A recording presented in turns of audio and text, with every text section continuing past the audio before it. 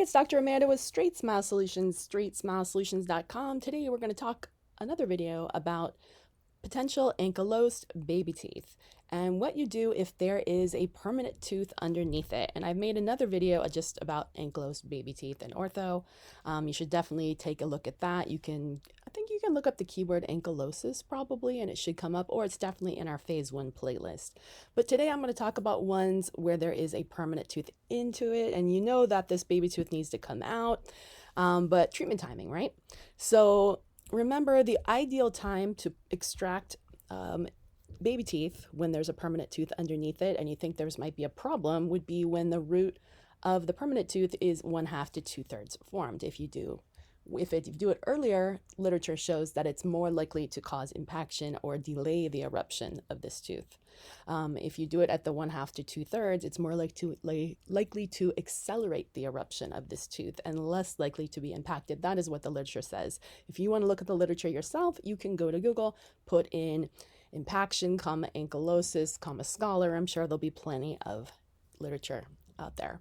But you do need to keep in mind that if you have to take it out earlier, potentially the other teeth may fold over the top. This is probably more critical if it's close to the 6th or the 1st molar. We definitely don't want permanent teeth folding over the tops, and you'd have to either have started ortho or have some type of space maintainer in there to prevent that. Also, the top tooth could always erupt down over it if things were slow and pokey.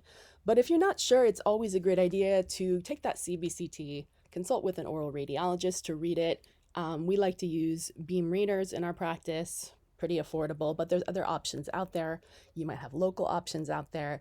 Price point is usually around 100-ish for them to read a report, and they can actually tell you if the tooth is indeed ankylosis or partially ankylosed. They use a different term for it. I forgot the technical term in the report. If it is, then you'll definitely need to get it extracted as opposed to just waiting for it to happen. And if you just leave this there and let this stay ankylosed, it could cause damage to the crown or the tooth underneath it, and or cause a permanent impaction, which may mean exposure. So definitely use your technology. Consult the professional to let you know if it is indeed ankylosed, and have proper space maintenance or anchorage available, or start ortho if needed.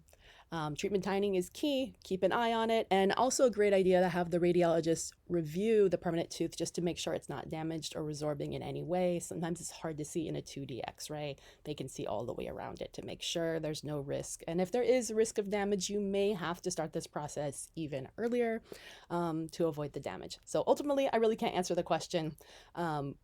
Just make your best choice and be prepared for all kind of movements when you should take it out. But if you don't have to take it out, don't take it out, right? Let it come out on its own, of course. All right, thanks so much.